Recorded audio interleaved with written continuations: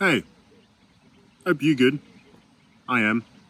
Hope you well, Combustion guys and girls. It's been really cool seeing all what you're doing on the group. You guys should totally continue.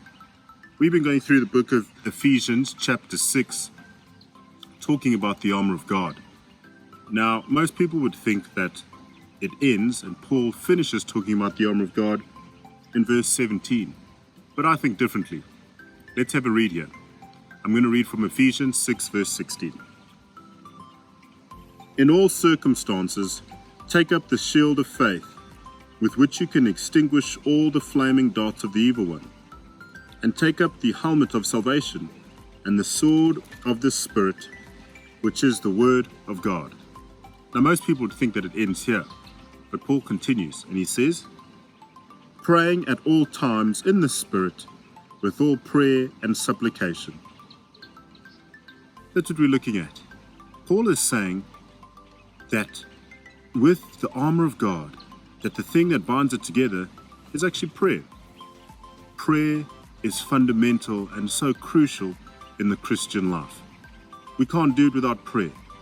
Prayer is communication with God. It's telling him how you feel, what's going on, the things that you might want to ask him, maybe questions, maybe you just want to thank him for something. And he asks us here in verse 18 to pray, but also at all times. Now, when I first read this a long time ago, I really got confused because no one can honestly pray at all times. I mean, we sleep for at least a couple of hours every single day. So obviously we're not praying then. And also there's times during the day when God actually commands us to actually do as best as we can in the work that he's given us. And sometimes it takes a lot of our attention. So this is an example that helps me a lot when thinking about praying at all times. I'm sure all of us here have studied for a test, and I know you guys are studying for tests and exams coming up soon. And I know leading up to a test, that's all you can think about. It's like you dream about your test. You know, you walk around and you just think in geometry, or you think in maths or in science, and everything just kind of looks like your test. It's like always at the back of your mind. Or every time someone says, hey, why don't you come over to my house, or let's do this thing. And in that thing at the back of your mind, even when you're chilling, you're kind of like, oh my word, this test is coming up, you know? And it's always at the back of your mind. It's like always there. You can't quite get rid of it, but it's always there. That's what Paul's talking about here. Praying at all times doesn't necessarily mean actually verbally talking and praying to God all the time. But it means that you are in the spirit of prayer. It's as if you're a moment away from praying all the time. So like maybe you look at a beautiful tree, like I am right now, and you'd maybe thank God for it.